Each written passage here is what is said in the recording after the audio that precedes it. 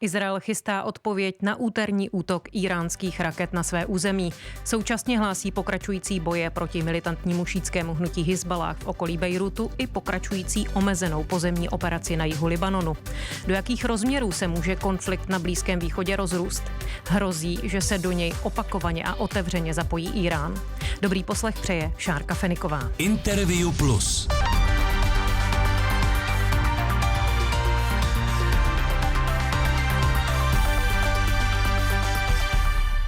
Hostem Interview Plus je dnes vedoucí Centra pro studium Blízkého východu Metropolitní univerzity Praha Břetislav Tureček. Dobrý den. Dobrý den. Útok Iránu na Izrael nebyl úplně nečekaný. Většinu těch střel zlikvidovala s pomocí spojenců obrana, protivzdušná obrana Izraele. Lidé se stihli schovat. Aniž bych to chtěla bagatelizovat, opakuje se ten scénář z letošního dubna? Do určité míry ano. Změnila se skladba té munice, těch střel, těch zbraní, které v tuto chvíli Irán použil. Tehdy to třeba byly i drony a jiný druh raket. Tentokrát znovu Irán říká, že mířil převážně tedy na vojenské základy, na nějakou strategickou infrastrukturu Izraele. My nevíme, jaké jsou přesné škody materiální. Víme, že ten jeden zabitý člověk, což byl Palestinec, zabila ho spadlá raketa vlastně na západním břehu, na okupovaném západním břehu Jordánu, což je samozřejmě velký paradox. Raketa nedoletěla do Izraele. A jinak já bych nevylučoval, že třeba některé z těch iránských střel skutečně mohly zničit třeba nějaké vojenské základny, což je zase logické, že Izrael nebude v tuto chvíli zveřejňovat, aby pomáhal nepříteli. Izrael slibuje významnou odvetu. Co lze očekávat? No, tak zatím vidíme takovou psychologickou přípravu. Slyšeli jsme celou řadu oficiálně pronesených projevů, včetně premiéra Netanyahua, ale i anonymních zdrojů, což zrovna tak mohou být vysocí představitelé armády nebo vlády, ale z určitých, řekněme, protokolárních důvodů to neříkají on the record, tedy pod svým jménem. Všechno se to točí kolem toho, že Izrael zkrátka považuje ten včerejší iránský útok za zcela legitimní předpoklad pro svou vlastní následnou odvetu. A to bez ohledu na argumentaci Iránu, protože Irán říká, my jsme reagovali na předchozí útoky Izraele a tímto máme účty srovnané. To včera řekla mise iránská při OSN. Izrael logicky toto odmítá a pro případ, že nějaká izraelská odveta přijde, já si myslím, že určitě přijde, tak Irán už říká, pokud znovu zaútočíte, tak my zase zaútočíme. Takže jsme tady u té klasické, jak se o tom pořád mluví, ta spirála vlastně toho vyhrocování té situace. No on Irán nestojí de facto stranou ani teď, protože podporuje Hizballáh i Hamás. Ale může si dovolit jak otevřeně vstoupit do války s Izraelem? No, asi ne. Zrovna tak, jako si Izrael nemůže otevřeně dovolit vstoupit do zcela otevřené široké války s Iránem. Obě země vědí, že by za to těžce zaplatili.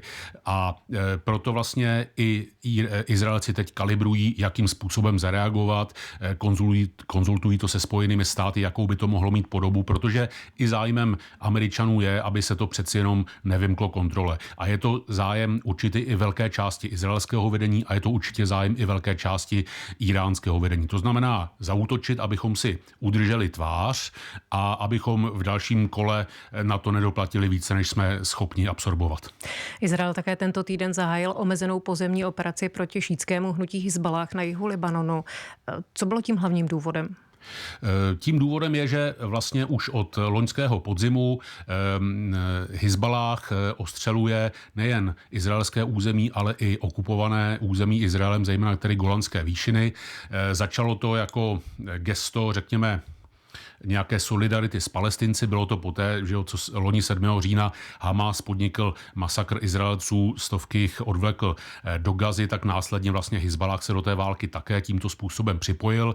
Dlouho se soustředil a bylo to znát, když se podíváme na zpravodajství z té doby, tak ty útoky byly vedené na izraelské vojenské základny, ale tím, jak těch útoků přibývalo, tak samozřejmě přibývalo i zásahů, ať už úmyslných nebo neúmyslných, civilní infrastruktury vesnic izraelských na severu a Izrael musel postupně vlastně evakuovat nějakých 60 000 lidí z bezprostřední blízkosti libanonské hranice. A je to asi 2 týdny, jestli se nepletu, tak premiér Netanjahu jasně řekl, my teď uděláme vše proto, aby se tito lidé vrátili domů. A součástí toho bylo nejen ty atentáty na představitele Hizbaláhu, jak jsme viděli v uplynulých 2 týdnech, včetně generálního tajemníka Hasana Nasralláha, tak ačkoliv to bylo dlouho připravované, tak to načasování prostě bylo zjevné. A teď i ta pozemní operace, invaze, na kterou se ptáte. No a nakolik lze věřit nebo přičítat tuhletu pozemní operaci těm zprávám, že Izrael přišel na to, že Hizballáh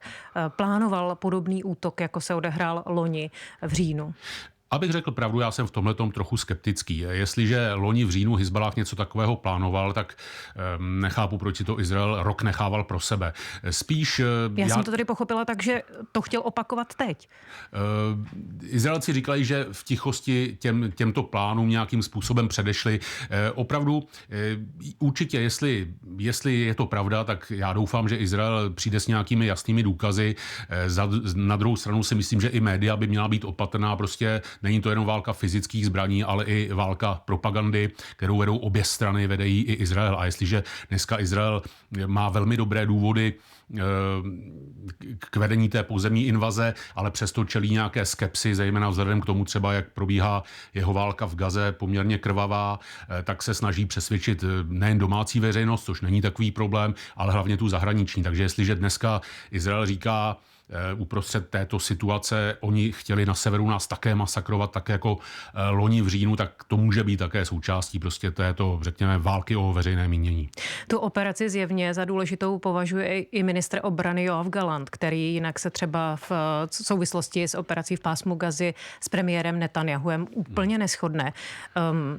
Je to taky nějaký důležitý signál? Je. A nejde jenom o Gallanta, který se stal takovým enfant terrible té vlády, kritizovali prostě, že řada postupů izraelské vlády je excesivní, že Netanjahu obětuje rukojmí držená v Gaze, jenom aby se mohlo dále válčit a mohl tam ponechat armádu a tak dále. Ale tady je důležitá jiná věc. Vládu v této věci, to znamená v nějakém boji ve válce proti Hizbaláhu, podporuje i široká opozice. To znamená nejen, že by šlo o nějaké žabomyší války v úvozovkách ve vládě, ale i opoziční činitelé jasně říkají, ano, v této věci stojíme za vládou, je potřeba obnovit kontrolu, bezpečnost, suverenitu Izraele na severu země a jestli k tomu vede pozemní invaze, tak ji podporujeme také.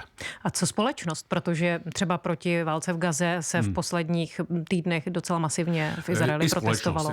Řekl bych, já jsem teď, abych řekl pravdu, neviděl žádné průzkumy, pochybuji, že už jsou nějaké, ale to jsou 2 věci, protože ta rostoucí nevole izraelské společnosti nad válkou v Gaze vychází z toho, že ta válka trvá už rok.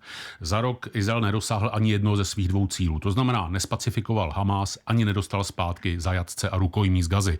Pokud je dostává, tak naposledy ti živí vlastně byli loni v listopadu během jedné výměny a pak byla nedávno skupinka vysvobozených rukojmích. Jinak vlastně výsledky té války jsou, když to porovnáme s tehdy, řekl bych, bojovnými a optimistickými prohlášeními izraelského vedení, tak ty výsledky jsou velmi hubené. A to je samozřejmě frustrující pro izraelskou veřejnost. Takže tam je ta kritika vlády poměrně silná, jde tam i o osud těch rukojmí v Gaze. No právě na druhou stranu, jestliže podporuje teď izraelská společnost vlastně ty útoky nebo nějakým způsobem operaci v Libanonu, neředí to dál síly napnuté na Gazu? To je druhá věc. Vy jste se ptala na tu veřejnou podporu, takže když se bojuje v Libanonu, izraelská vláda říká, že proti teroristům, samozřejmě my slyšíme, já jsem sám zmínil 60 000 evakuovaných Izraelců, ale máme už 100 000 evakuovaných Libanonců. Stovky civilistů Izrael pozabíjel v uplynulé době na jihu Libanonu, to se v západních médiích moc neobjevuje. Takže to jsou ale věci, které samozřejmě nejsou tak důležité pro izraelskou veřejnost v tuto dobu, takže veřejnost podporuje armádní vojenské tažení do Libanonu s cílem pomoci lidem, kteří se konečně chtějí vrátit na sever země. Ale máte pravdu v tom, ano, že to ty dopady jsou 2. Já osobně třeba vnímám, všimněme si, že vlastně dneska je nový nepřítel reálně, anebo i do určité míry prostě, řekněme, v rámci té psychologické války je zveličen, můžeme říci. Nový nepřítel, nová fronta se otvírá, takže vlastně se zase odsouvá ta debata o tom, jestli Izrael nějak nepochybil, když připustil loni ten masakr.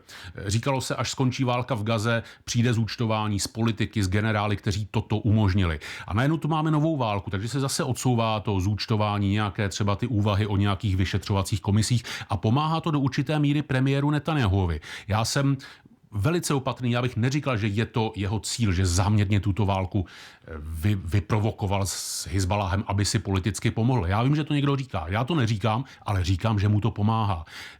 Prostě často jsou lidé ve vleku událostí a někomu to pomáhá a někomu nikoliv. Netanjahuovi válka v Libanonu v tuto chvíli rozhodně pomáhá. A samozřejmě to pomáhá odklonit pozornost od té války nedobře se vyvíjející v Gaze, ale samozřejmě to odklání i vojenský potenciál, kapacity armády. Viděli jsme, že nějaké jednotky byly z Gazy převeleny na sever.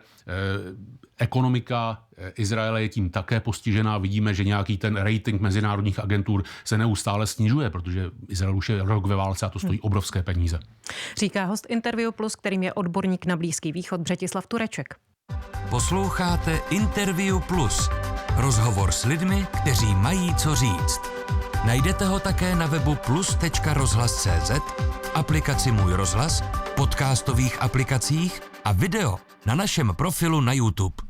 Izrael chce Hizbalách vytlačit od hranic Izraelem až za řeku Lítány. Je to splnitelný cíl? Do velké míry ano. Druhá věc je, jestli to přinese to, co si od toho Izrael slibuje. Musím se vrátit do minulosti, já už jsem to někde psal, ale Izraelci okupovali více než 20 let jih Libanonu, právě po řeku Lítány. A stáhli se ho tam v roce 2000 v situaci, kdy usoudili, že tam mají obrovské ztráty. Rostla přesně kocovina frustrace izraelské společnosti. Válčíme v Libanonu. A přitom nám to nepřineslo to, co jsme si slibovali. Nejenže dál Hizbalách tehdy útočil a i jiné frakce palestinské útočily ze severu na izraelské území, byť tam byly stovky, tisíce izraelských vojáků a ještě tam měli nějakou kolaborantskou místní milici, takzvanou jiholibanonskou armádu. Stejně se na Izrael stále průběžně snášela nějaká munice a hlavně se vedla gerilová válka přímo tam na místě. Já jsem se tou válkou hodně zabýval, já jsem tam tehdy byl krátce po tom stažení, bavíme se o květnu roku 2000 a slyšel jsem i od Izraelců, ale i od Libanonců prostě, jak to tam probíhalo. Ta válka vůbec nebyla jednoduchá. Izrael tam prostě se nějakým způsobem zakopal a stejně tam působily ty partizánské jednotky, různé vojáci byli zabíjeni ve velmi sofistikovaných léčkách a tak dále. A vy jste na začátku říkala, že to je omezená operace nebo omezená vojenská akce. To říká Izrael. Přesně tak, to říká Izrael. Všechny tyto operace začínají jako omezené. Když tam tehdy Izrael šel, tak si také myslel, že to bude omezené. Takže já jsem v tomhletom trošku skeptický, protože ve chvíli, kdy ano, teď třeba Izrael vytlačí jednotky Hizbaláhu za řeku Lítány, tedy na sever, a pak udělá co? Pak se stáhne a Hizbalách už zůstane za tou řekou, nebo co bude? Takže tam je celá řada vlastně faktorů, které ještě vůbec neznáme. Může se stát, že Izrael tam bude muset zůstat daleko déle, než v tuto chvíli je ochotný připustit a než si sama třeba armáda představuje. No a má pro tu současnou situaci třeba lepší podmínky nebo lepší vybavení, než potom následně v roce 2006, kdy došlo k té druhé libanonské válce a kdy vlastně Izrael na tom nebyl úplně dobře. Izrael má lepší podmínky, lepší vybavení, ale má ho i Hizbalách. A strategicky? Hizbalách se stihl za tu dobu připravit. Určitě se stačil připravit, to říkají i sami Izraelci, že válčit proti Hizbaláhu v horách jižního Libanonu bude něco úplně jiného, než válčit hlavně ze vzduchu, bombardovat plošně Gazu. A to je jedna věc. Druhá věc je, nesmíme zapomínat, že na všech frontách, všude, jsou lidé, kteří válku chtějí. A já si třeba říkám, jestli se náhodou Izrael nenechal vtáhnout do pasti. Protože teď bylo velice sporné, proč útočil Hizbalách na Izrael. V tom posledním roce říkal, my to děláme kvůli Gaze. To už jsem zmínil. Hizballáh dále tvrdí, že je určité sporné území, takzvané farmy Šiba, to je velice komplikované pro posluchače, ale je to území, které je na pomezí Libanonu a Izraelem okupovaných Golanských výšin. Takže i když v roce 2006 OSN řekla, hranice Izrael-Libanon je jasně vytýčená, není co řešit, takzvaná modrá linie, tak toto zůstává otevřené téma. A Izrael říká, my jsme farmy Šiba sebrali Sýrii a Hizballáh říká ne. Možná jste sebrali Sýrii, ale historicky to území je naše a my budeme bojovat, dokud ho neosvobodíme. A takže to je jedna věc. Velmi sporná, ale teď Izraelci přicházejí a možná začnou skutečnou, můžeme říci, dlouhodobější okupaci jižního Libanonu opět a stanou se poměrně legitimním terčem a legitimním prostě zdrojem gerilové opět války proti cizí okupační síle. Mohla by v tom sehrát nějakou roli libanonská vláda, která jejich součástí je Hizballáh jako politická strana, ale třeba premiér Libanonu už vyzývá k nějakému příměří. Může třeba Libanon garantovat, že tam pošle nějaké svoje vojenské jednotky? Samotný Libanon ne. Libanonský stát je velice slabý, bez ohledu na Hizballáh. Prostě tam se nikdy nepodařilo zcela dořešit dozvuky občanské války, která tam probíhala už před nějakými 30 lety.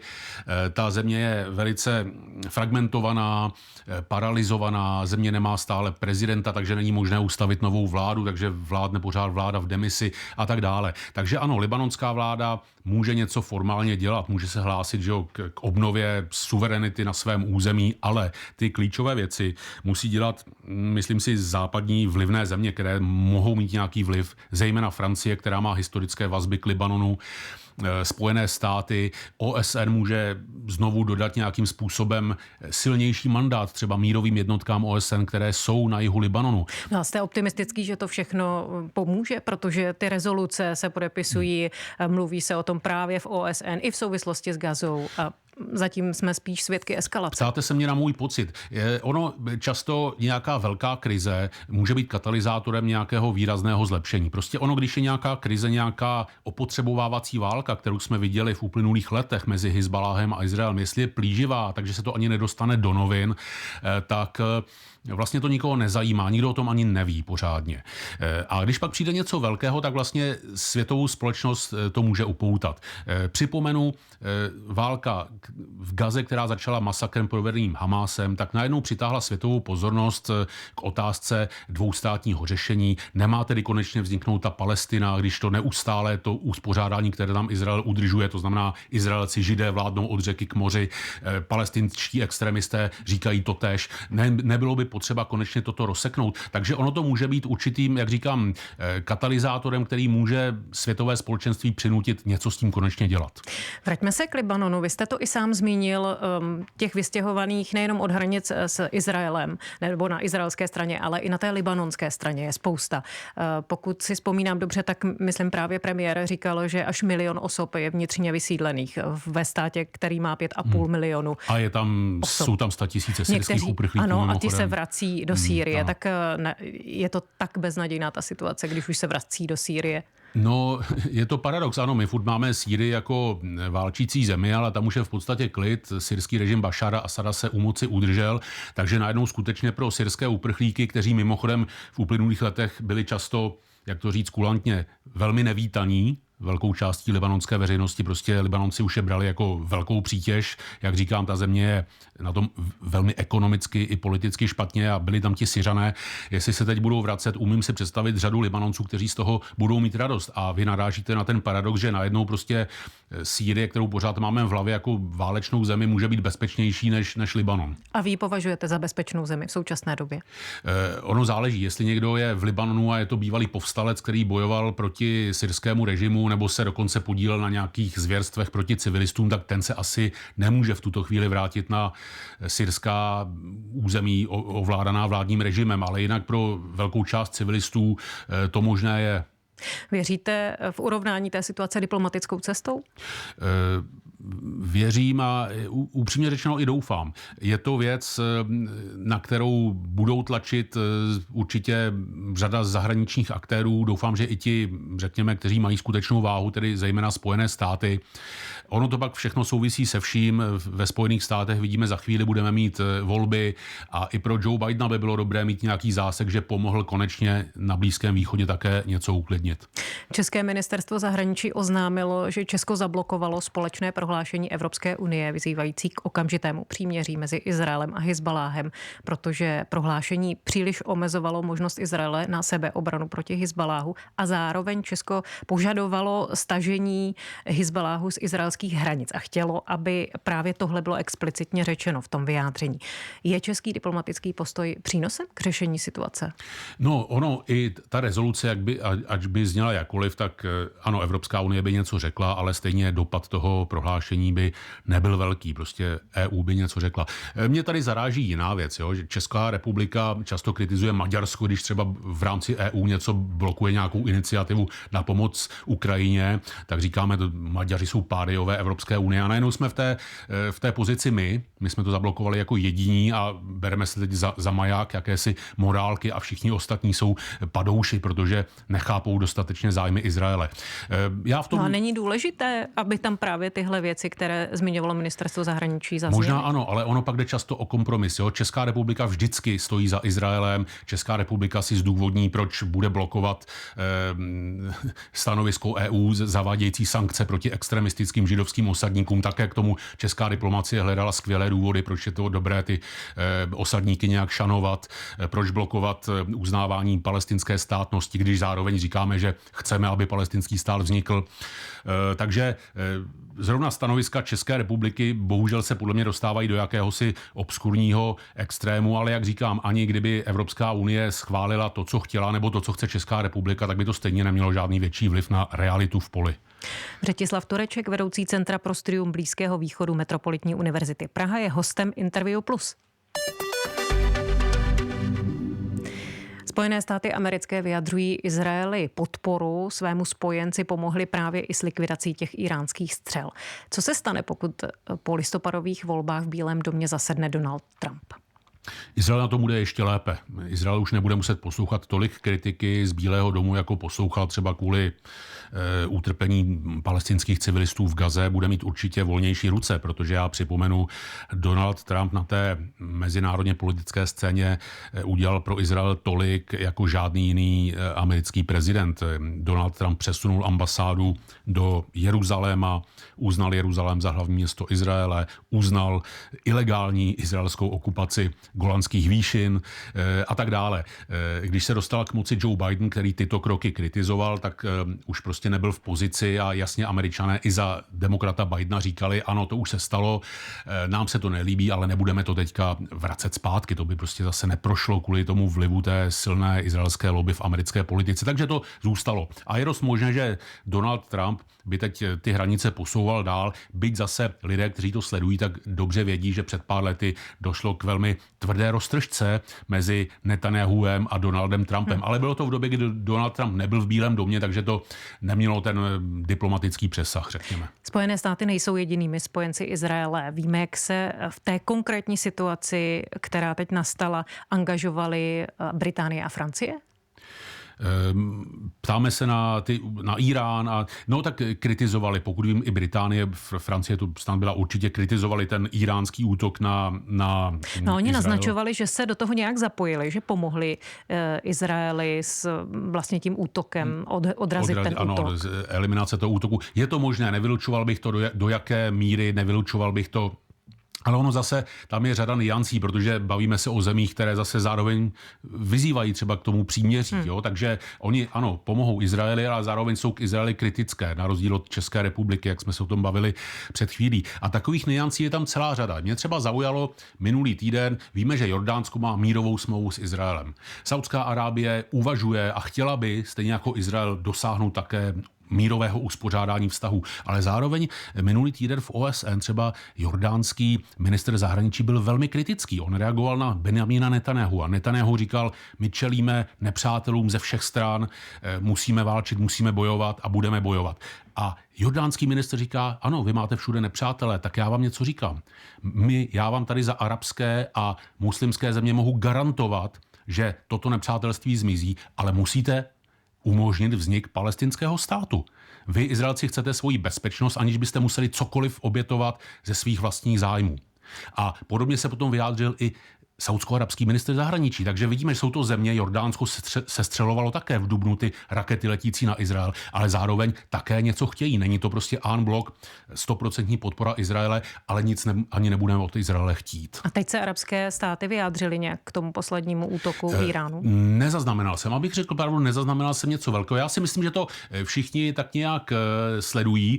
Arabské režimy i arabské země prostě obecně mají samozřejmě obavy z iránských regionálních aspirací, ale zrovna tak mají obavy z dopadů izraelského válčení, ať už v Gaze nebo v Libanonu. Nejde nutně o třeba obavy nebo nějaký humanitární aspekt toho, že ti lidé strádají v těch válečných zónách, ale jde i třeba o to, že tato válka, která trvá už rok, vlastně polarizuje společnost v těch jednotlivých arabských zemích, v Egyptě, v Jordánsku. Takže Egypt také oficiálně má dobré vztahy s Izraelem, ale bojí se, že prostě kam až dojde hněv egyptské ulice s tím, co všechno ten egyptský režim vlastně Izraeli v Gaze toleruje.